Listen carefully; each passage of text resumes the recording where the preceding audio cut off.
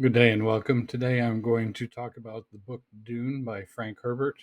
It was published in 1965, and there were five other books in the Dune universe published by Frank Herbert. Frank Herbert has published a number of additional books in addition to Dune, the Dune series, some of which are pretty good, some of which I've read and just not particularly thrilled with.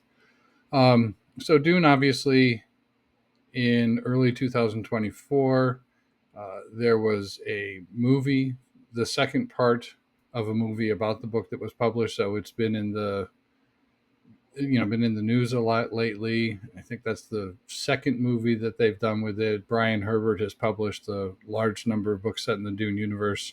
So presumably you're familiar with Dune, and if you're not, you should be. I would recommend very highly reading it.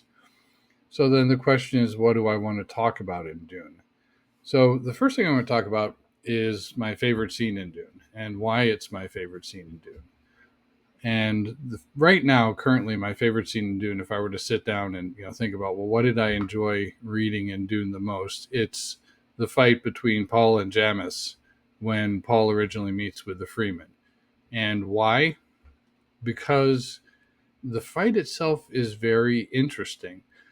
But in addition to being interesting, it accomplishes a lot of moving the plot forward.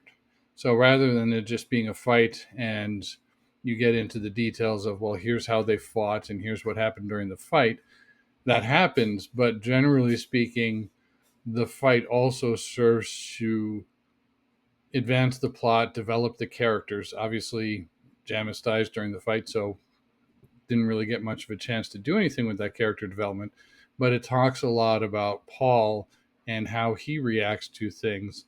And Chani is the one who originally provides him with the advice that he takes to beat Jamis, but then also it talks about Paul's training as a fighter and why it's important and how it affects the way he fights and how the Freemen react to the fight and how Jessica and Stilgar um, try and set Paul on the right course after the fight, because killing somebody in a knife fight is not, if you come to enjoy that, then that's going to cause problems. It's, you're not going, the Atreides do have this code of ethics, and so by encouraging that code of ethics while recognizing that Paul still has to fight and win, they're trying to set Paul on a path to be a better person, and all of that happens in a 10-minute fight, which was written over several pages.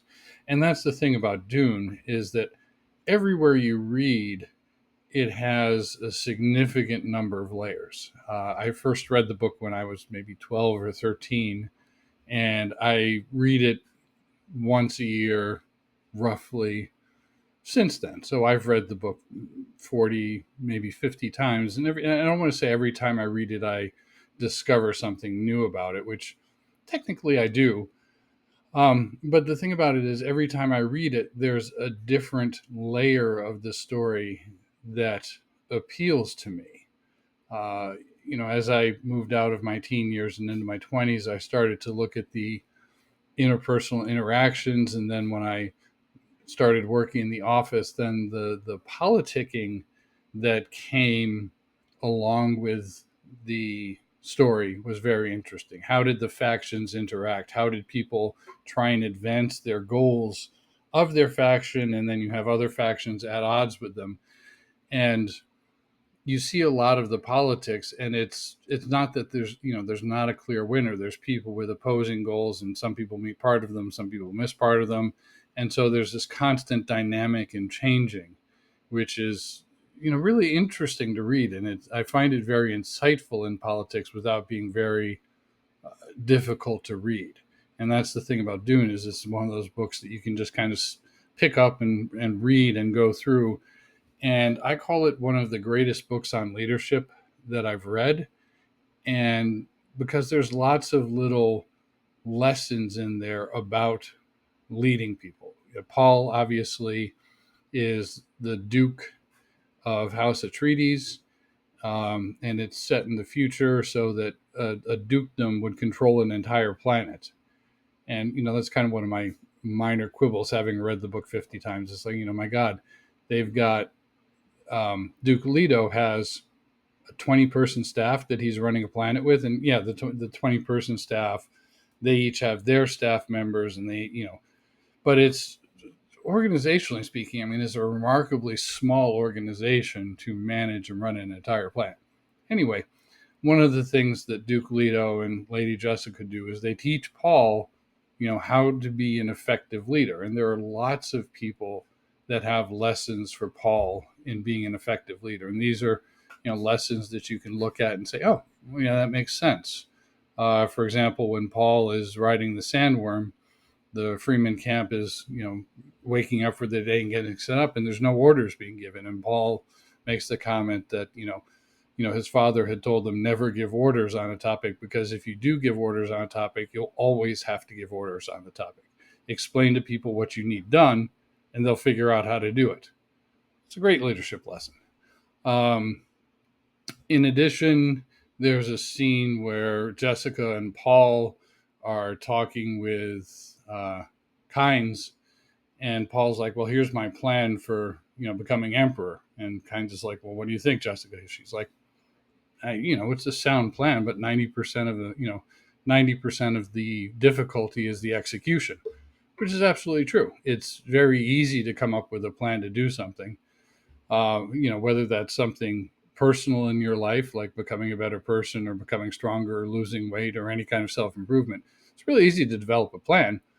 The hard part of it is executing. And one of my, I'll call it, theories that I've developed is that, knowing what's easy is easy, but it's the willpower to do it is where people get set apart and you find excellence.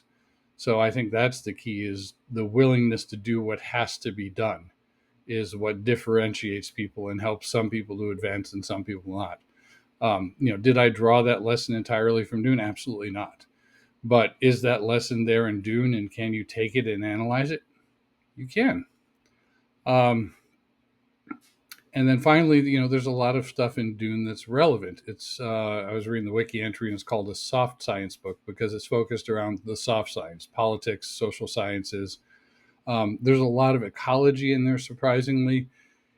And one of the statements that I'm just going to kind of close things out here is, once men turned their thinking over to machines in the hope that this would set them free, but that only permitted other men with machines to enslave them.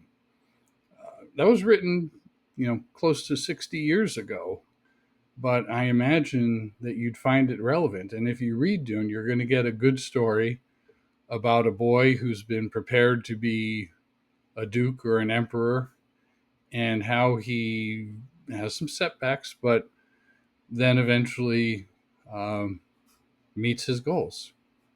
And it's a good story, and there's a lot of useful lessons in there as you read it. And so, but they're not intrusive. They're not pushing the lessons on you. The lessons are there, and you can take them, or you can read the story for enjoyment, or you can read it as a book about politics and manipulation and success. It's your decision. But either way, I would recommend reading it. Thank you.